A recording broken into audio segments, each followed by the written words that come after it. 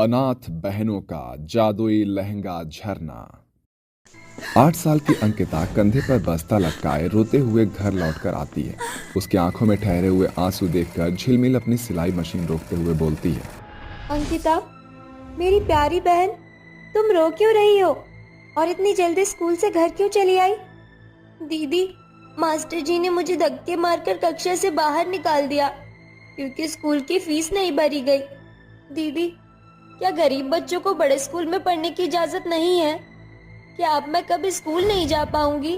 अपनी छोटी बहन की ऐसी बातें सुनकर झिलमिल की हिम्मत तिनकों की तरह टूटकर बिखर जाती है। तभी वो खुद को संभालते हुए बोलती है। अंकिता, मत रो मेरी बहन, तुम स्कूल जरूर जाओगी। मैं ग्राहकों के घर जा रही हूँ पैसे मांगने, ठीक है? ये कहकर झिलमिल शर्मिला के घर आती है। शर्मिला मौसी, मुझे कुछ पैसे की मदद चाहिए।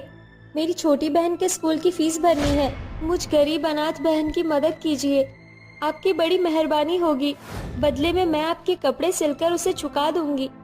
अरे झिलमिल, पैसे क्या पेड़ पर उगते हैं जो झट से हाथ बढ़ाया और फट से तोड़ लिया? मैं तेरी कोई मदद नहीं कर सकती। फिर तुम दोनों ठहरी अनाथ गरीब बहनें। कभी ना कभी तो महंगे स्कूल में पढ़ने का शौक छोड़ना ही था। मेरी मान तो अपनी बहन को गांव के सरकारी स्कूल में दाखिला दिला दे। जय राम जी की। स्वार्थी शर्मिला झिलमिल को गरीबी की गुत्थी में उलझाकर अपने हाथ खड़े कर देती है। झिलमिल दुखी होकर गांव से कुछ दूरी पर बसे झरने के पास आकर बैठ जाती है और आंसू बहाते हुए बोलती है। ये झरना कितनी शांति के साथ बह रहा है। ये अपनी मीठी पानी से पंछी पखेरू की मदद करता है।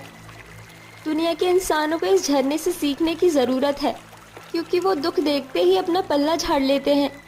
जानते हो झरने, जब भी मुझ गरीब दर्जी के जिंदगी का दुख उफनते हुए उथल पुथल मचाने लगता है, तुम्हें यूं बहता देखकर मुझ अनाथ बहन को हियाब होता है। झिलमिल काफी देर तक झरने से बात करने के बाद शाम ढलते ही घर चली आती है। 2 दिन बाद स्कूल से अंकिता का नाम कट जाता है, जिसके बाद झिलमिल अपनी बहन को गांव के खैराती स्कूल में दाखिला दिलाते हुए बोलती है। अंकिता, अपनी दीदी को माफ कर देना। तुम्हारी गरीब दर्जी दीदी के पास इतने पैसे नहीं जो वो तुम्हें बड़े स्कूल में पढ़ाए। अब से तुम्हें यही दिल लगाकर पढ़ना होगा। आप रो मत दीदी। माँ बाबूजी के भगवान के पास चले जाने के बाद आप अकेले ही मेरा पेट भरती हो। मेरे लिए यही बहुत है। दोनों बहनें अपने अपने हिस्से की कटनी को काटती है। समय बीतता जाता है। जहां एक और अंकिता रात को गरीबी मिटाने के लिए आंखें गड़ाए रात के अंधेरे में घंटों पढ़ाई करती थी, वहीं बड़ी दर्जी बहन दिन भर दोहरी मेहनत करती। देखते ही देखते 12 साल बीत गए। दोनों बहनें बड़ी हो गई। एक शाम जब दोनों बहनें बाजार जा रही होती हैं, तभी गांव की 2 औरतें शर्मिला और रमीला अनाथ बहनों पर ताना कसते हुए कहती हैं। देख रही हो रमीला, आज फिर दोनों बहनें शाम ढलने के बाद बाजार जा रही हैं। अरे अनाथ बहनों का भला क्या भरोसा शर्मिला। बाजार जा रही है कि अंधेरे का फायदा उठाकर मुंह काला करने जा रही है। वैसे भी इनके आगे पीछे है ही कौन इन पर रोक टोक करने को? इनकी उम्र की हमारी बेटियां बाल बच्चेदार हो गई है, मगर इन बहनों का घर अभी नहीं बसा। गांव जमाने की ताने बाने सुनकर गरीब बहनें घर चली आती हैं। अगली सुबह झिलमिल झरने के पास आकर अपने आंखों में ठहरे आंसू बहाते हुए बोलती है। झरने, ये गांव हम अनाथ बहनों का बैरी बन बैठा है। इससे पहले कि मेरी छोटी बहन पर कोई कीचड़ छिटके, मैं उसकी शादी कर दूंगी। झिलमिल अंकिता की शादी के लिए रिश्ते तलाशने लगती है, जो रामलाल के बेटे से तय होती है। देखो बेटी, जो कि तुम लड़की की बड़ी बहन हो, तो सुनो, मेरा इकलौता बेटा है, तो जाहिर सी बात है कि दहेज तो चाहिए ही होगा, है ना? 2 लाख रुपए कैश, 1 तोले का चैन, अंगूठी और बारातियों का स्वागत सत्कार कर देना। बाकी साज सामान तो तुम दोगी ही, हैं? दहेज की बड़ी रकम सुनकर झिलमिल के पांव पीछे होने लगते हैं। तभी उसकी आंखों के आगे गांव गढ़ के तानों बानों की छवि उभर आती है और वो रामलाल की सारी शर्त स्वीकार कर लेती है। शादी में कुछ ही दिन बचे हुए हैं, इसीलिए मैं शादी की तैयारी लहंगा सिलकर शुरू करूंगी। झिलमिल सिलाई मशीन पर लहंगे सिल ही रही थी कि बरसों पुराने सिलाई मशीन ने उसका साथ छोड़ दिया। गरीबी में झुंझलाई हुई झिलमिल के मन को घनघोर चिंता घेर लेते हैं, जिसे लिए वो झरने के पास आती है। जानते हो झरने, आज मुझ गरीब का सालों से साथ चल रहा सहारा भी छिन गया। मेरी बहन अब क्या पहनेगी? मैं इस गरीबी से उकता गई हूँ। मैं जीना नहीं चाहती, मुझे खुद में समा लो। जैसे ही झिलमिल झरने की ओर बढ़ती है, उसे झरने के बहाव में कई सारी लहरें बाहर आते दिखते हैं, जिसके साथ एक खूबसूरत परी पानी से निकलकर कहती है, झिलमिल, तुम एक लहंगे के लिए लाखों का जीवन खत्म करने वाली हो। ये लो, ये 3 जादुई लहंगे हैं। ये तुम्हारी बहन की शादी को नामो नाम पूरा करेगा। शुक्रिया परी रानी, तुमने मेरी मुश्किल दूर कर दी। झिलमिल झरने से जादुई लहंगे लेकर घर लौटकर अपनी बहन को सारा वाकया बताती है। मगर दीदी, ये तीनों जादुई लहंगे तो 3 अलग अलग गुलाबी, सुनहरा और लाल रंग के हैं। ये क्या देंगे? देखते हैं अंकिता। ए झरने के जादुई लहंगे, हमें अपना जादू दिखाओ। झिलमिल के इतना कहते ही तीनों जादुई लहंगे पर एक रोशनी उमड़ने लगती है, जिसके साथ लाल लहंगे से दुल्हन का 16 श्रृंगार, सुनहरे लहंगे से खरे सोने के सिक्के खनकते हुए जमीन पर बरसने लगते हैं और गुलाबी लहंगे से 2000 के बहुत सारे गुलाबी नोट निकलते हैं, जिसे देखकर अनाथ बहनों की आंखें फटी की फटी रह जाती हैं। झिलमिल दीदी, ये जादुई झरना लहंगा तो अपने आप में किसी जिन के चिराग से कम नहीं। हाँ अंकिता, अब तुम्हारी बड़ी बहन तुम्हारा ऐसा विवाह करेगी कि पूरा गांव गढ़ देखता रह जाएगा। नहीं दीदी, आप मुझसे बड़ी हैं। इस चौखट पर पहली बारात आपकी आएगी। नहीं अंकिता, अब हम दोनों बहनों की बारात एक साथ आएगी। जादुई झरने लहंगे से मिले सोने को बेचकर बदले में मिले पैसों से दोनों बहनें अपने गरीब घर को तोड़कर बड़ा घर बनवाती हैं, जिसके बाद झिलमिल अपनी शादी का पहला कार्ड लेकर झरने के पास आती है। शुक्रिया झरने, हम अनाथ बहनों के सुकड़े सफर में जमाने ने सिर्फ हमें जख्म दिए, मगर तुमने हमें जो जादुई लहंगे दिए उससे हमारा घर बसने जा रहा है। झरने से अपनी खुशियां बांटकर झिलमिल घर आती है। झिलमिल दीदी, झरने के जादुई लहंगे के दिए पैसे तो हमने घर बनाने में झोंक दिए। अब शादी की साजबाज के लिए हमें और पैसे चाहिए। ऐ हमारे झरने के जादुई लहंगे, हमारी मदद करो। झिलमिल के ऐसा बोलते ही एक सुनहरी रोशनी के साथ जादुई लहंगे हवा में लहराते हुए एक बार फिर अपने अंदर से पैसे, सोना और श्रृंगार का सामान निकालते हैं, जिसे दोनों बहनें पूरे गांव को सजाती है। चारों ओर गाने और बाजे के साथ शहनाइयों की गूंज मधुर तान छोड़ रही होती थी। वहीं हलवाइयों के हाथों से बनाए जा रहे पकवानों की खुशबू शादी के सुनहरे बेले पर घुल मिल रही थी। जिसके बाद झिलमिल सुनहरा लहंगा तो वहीं अंकिता लाल लहंगा पहनकर सर से पांव तक 16 श्रृंगार में सज धज कर एक दूसरे की बड़ाई करते हुए कहती हैं, दीदी, इस जादुई सुनहरे लहंगे से आप कितनी सुंदर लग रही हैं। आपकी खूबसूरती जैसे खिल उठी है। अरे अरे, मुझसे सुंदर तो तू लग रही है, मेरी छोटी बहन। इस लाल लहंगे में तेरी सुंदरता एकदम भोर के तारे और शारोन के गुलाब जैसे जाग उठी है। अनाथ बहनों की शादी के उस रात उनके झरने से निकले जादुई लहंगे की चमचमाहट चारों ओर चांदनी के जैसे छिटकी हुई थी।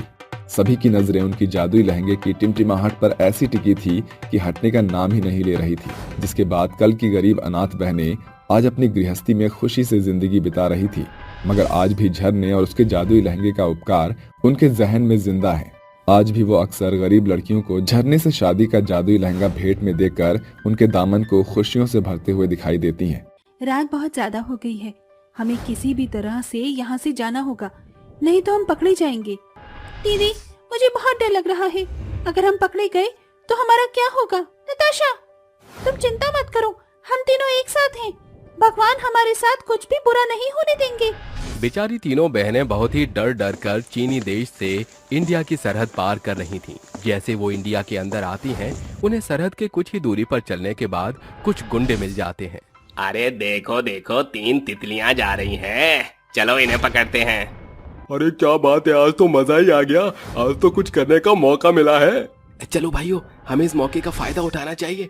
उन तीनों लड़कियों के साथ कोई भी नहीं है, हम भी 3 लोग हैं और वो भी 3 लड़कियां हैं। वो तीनों गुंडे उन बेचारी बेबस तीनों लड़कियों के आसपास गोल गोल घूमने लगते हैं। हाय हाय मेरी रसमलाई, कहाँ जा रही है? अरे आजा मेरे पास, तुझे थोड़ा सा चख लेता हूँ। अरे तुम्हारे साथ कोई दिख नहीं रहा, क्या तुम तीनों अकेली हो? अगर तुम तीनों को सहारा चाहिए तो हम तीनों तुम्हें अपना सहारा दे सकते हैं। चलो हमारे साथ चलो, हम तुम्हें महफूज जगह लेकर चलते हैं। क्या तुम सच में हमें महफूज जगह लेकर जाओगे? हम चीनी देश से बड़ी ही मुश्किल से भाग कर आए हैं। उन्होंने हमारा पासपोर्ट भी जब्त कर लिया था। दीदी, आप इनके ऊपर विश्वास मत करो, मुझे इनको देखकर भी डर लग रहा है। डरो मत मनीषा, तुम्हें कुछ नहीं होगा। ये भले लोग हैं, हमें किसी महफूज जगह ले जाएंगे। वो तीनों बेचारी बहुत ही मासूम होती हैं, जिसके बाद वो गुंडे उन्हें अपने साथ बहला फुसलाकर ले जाने लगते हैं। देखते ही देखते कुछ ही दूरी पर चलकर जंगल शुरू हो जाता है, जिसे देखते ही मनीषा कहती है, जंगलों में तो कोई महफूज जगह नहीं होती दीदी, हमें यहाँ से वापस लौट जाना चाहिए। हाँ नताशा, दीदी चलिए, हम अपना ठिकाना खुद ढूंढ सकते हैं।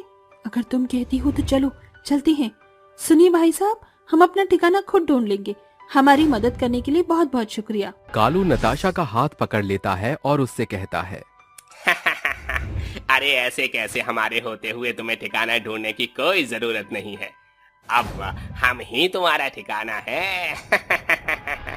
अरे मन चली, कहाँ को चली है? कितनी मुश्किल से तो तुम्हें यहाँ पर लेकर आए हैं, अब थोड़े से मजे तो लेने दो। अरे ये छोटी वाली फुलझड़ी तो मेरी है, इसके बारे में तो कोई भी मत सोचना। वे तीनों बेचारी नताशा, मनीषा और अंजलि को अपने कंधों पर उठा लेती हैं और उन्हें जंगल की तरफ ले जाने लगती हैं कि तभी अचानक से बंदूक चलने की आवाज आती है। कुत्तों के बच्चों, तुम्हारी हिम्मत कैसे हुई इन लड़कियों को हाथ लगाने की? मैं कहता हूँ इन्हें अभी के अभी छोड़ो। अरे छोड़ने के लिए थोड़ी ना इन्हें पकड़ा है। फौजी भाई, तू अपना काम कर और हम अपना काम करने जा रहे हैं। हमारे रास्ते में आने की सोचना भी मत। जो हमारे रास्ते के आड़े आता है, हम उसे हमेशा के लिए खत्म कर देते हैं। अगर तुझे अपनी जान प्यारी है तो चला जाए यहाँ से। अरे भाइयों, तुम दोनों मिलकर ये सुलझा लो, मैं तो अपनी वाली को लेकर जा रहा हूँ। छोड़ दो हमें, छोड़ दो।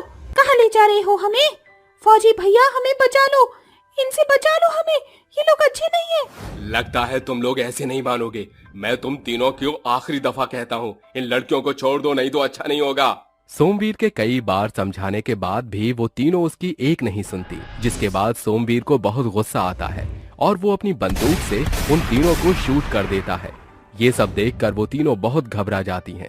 अब घबराने की कोई जरूरत नहीं है, अब ये तीनों तुम्हें परेशान नहीं करेंगे। लेकिन तुम तीनों यहाँ क्या कर रही हो और ये गुंडे तुम्हें यहाँ कैसे लेकर आए? चीनी देश से सरहद की सीमा पार करके इंडिया हम आए थे। वहाँ हमारे ऊपर बहुत अत्याचार होते थे। हमारा इस दुनिया में कोई भी नहीं है।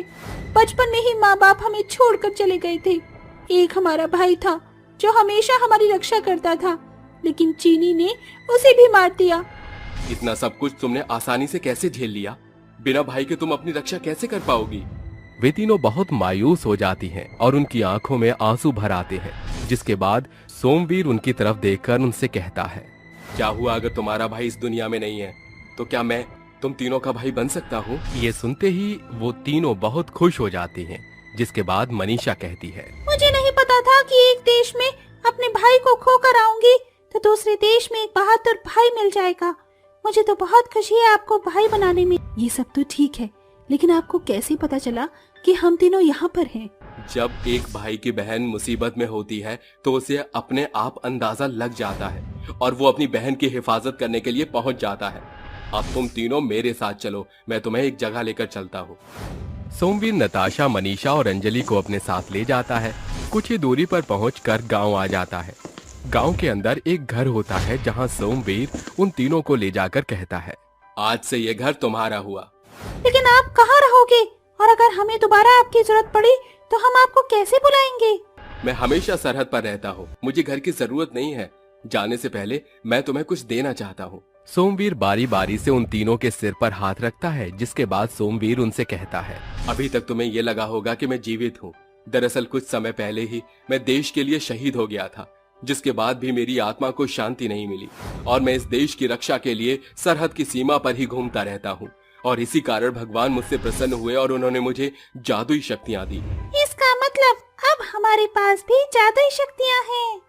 हाँ मेरी बहनों, अब तुम्हारे पास जादुई शक्तियाँ हैं, लेकिन याद रखना ये शक्ति एक दिन में सिर्फ एक बार इस्तेमाल होगी। चलो, मेरा अब चलने का समय आ गया है, मैं चलता हूँ। सोमवीर वहाँ से हमेशा के लिए मुक्त हो जाता है। ऐसा सच्चा देशभक्त सिर्फ इंडिया में ही मिल सकता है।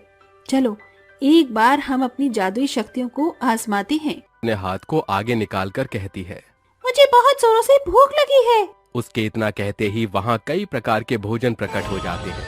मनीषा का जादू देखते ही नताशा और अंजलि दोनों अपनी शक्तियों का इस्तेमाल करने की कोशिश करती हैं।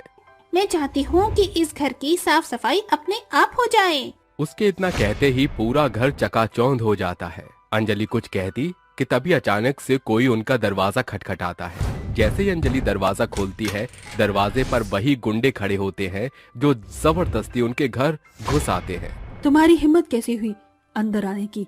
बाहर निकलो अभी के अभी।